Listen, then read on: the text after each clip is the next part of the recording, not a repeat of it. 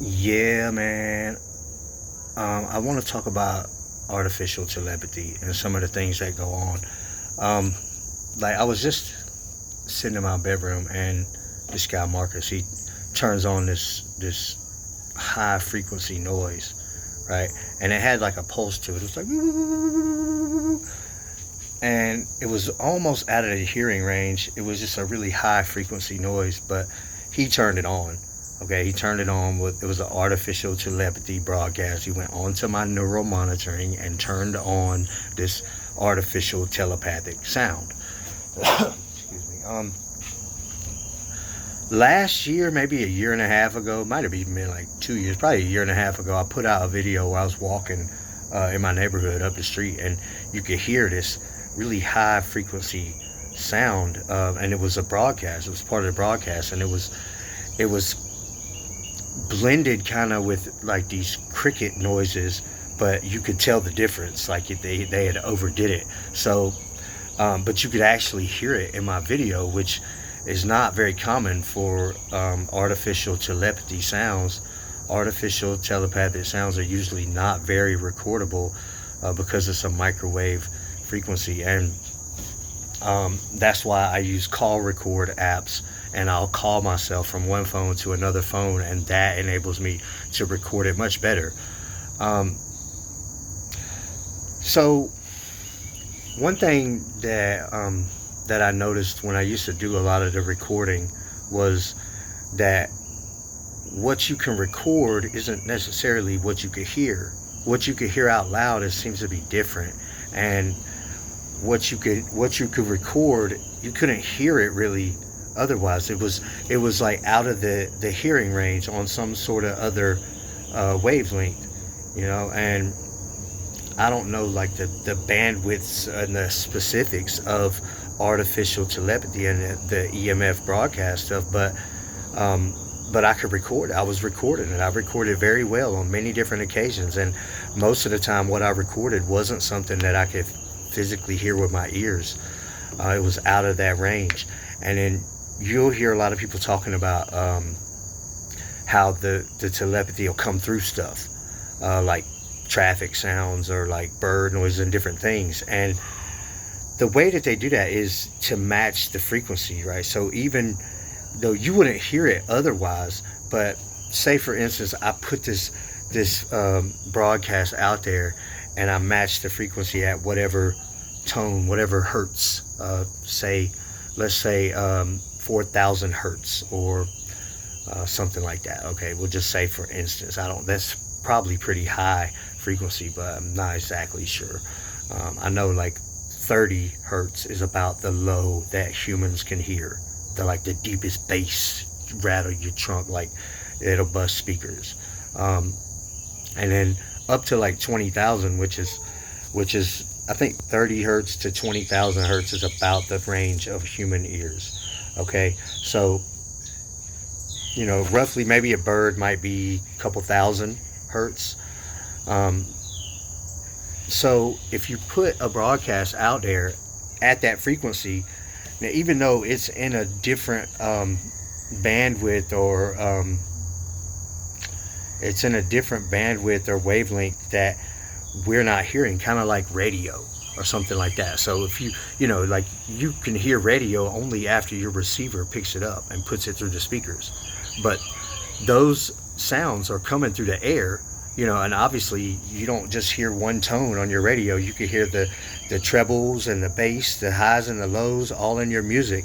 Okay, but all of that's embedded into a frequency coming that you can't hear with your ears. But once your radio decodes that, then you can hear it. So with artificial telepathy, they could put a broadcast out there at a certain frequency, and then it can disperse. So say for instance like this plane going over, like they can match that frequency, right? And then the telepathy can come through that. Okay, so that's why you'll hear a lot of people talking about it coming through everything. um, One thing that they can do is they can turn something on, like put a broadcast out there at a certain frequency, right? And then anything around you that hits that frequency will disperse that broadcast. So at that point you could be hearing something that's not really live. It's just like Marcus will put these screams out there, like this scream of "Ah!" Right, and whenever something around me hits that frequency, it would disperse that. So what you have is subconsciously you have all kinds of stuff coming to you, turned on to you. You're the receiving of this. You're receiving these broadcasts. So they'll turn on all kinds of stuff and just leave it on, right? So subconsciously, I'm probably getting all kinds of stuff. My mind has to fight that off constantly. So and I can tell whenever certain things around me hit a frequency, like there at my job, there's like this fan thing, right? And whenever I get around it, some kind of little Marcus type of little scream voice will come out of it, and because it's matching that frequency, so they can turn on stuff like that, and then whenever you're around those frequencies, it would disperse that broadcast, and that's one of the things that I was doing. Like I would call my iPad, right, from my phone, and then I would put like a voice record thing next to it, and then put it on speaker, and then I would scratch the surface of the back of the iPad, and that scratch noise, no, I would scratch the back of the phone, and then coming out of the speaker, off the speaker phone of the iPad, you would hear in those scratches, you would hear the telepathic sounds and the talking.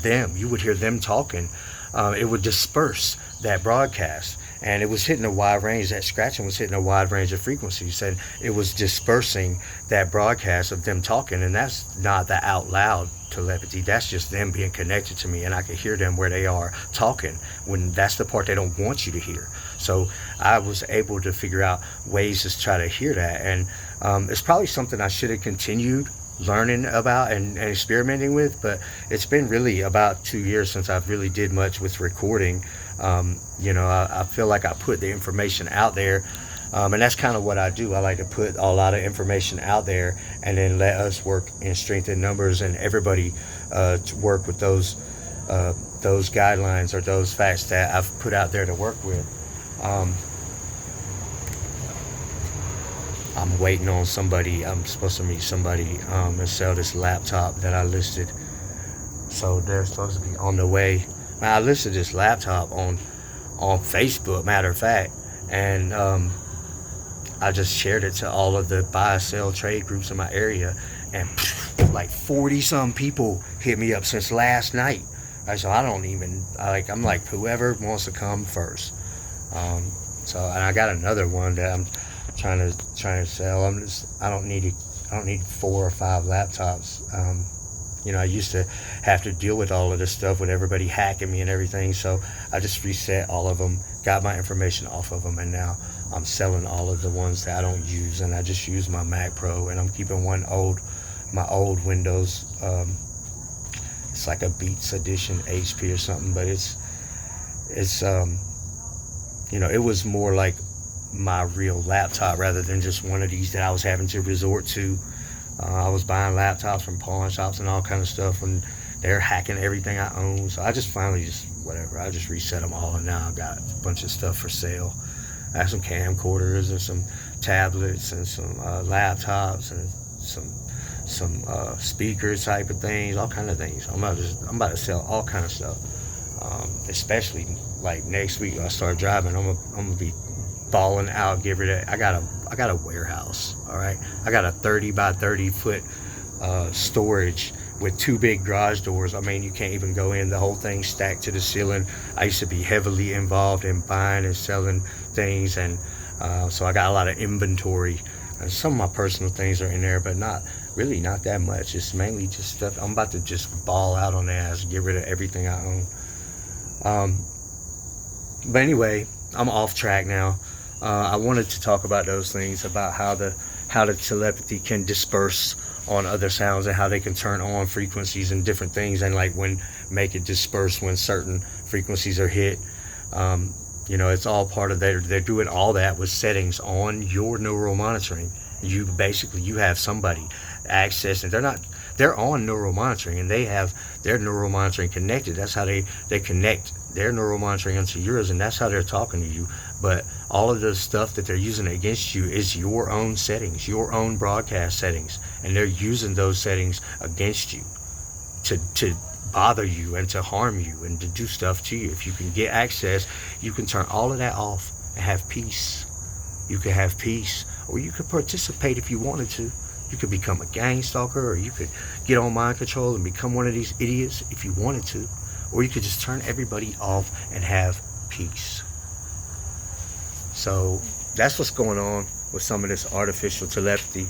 I understand it well, and I need to get more into the technical side of things and figure out some devices that we could use to receive it very well. I need to know how to determine a human's frequency, your EMF signature frequency, and this is one of the ways that we can dig into this. Anyway, my name is Kevin Christian. I appreciate you guys watching my videos.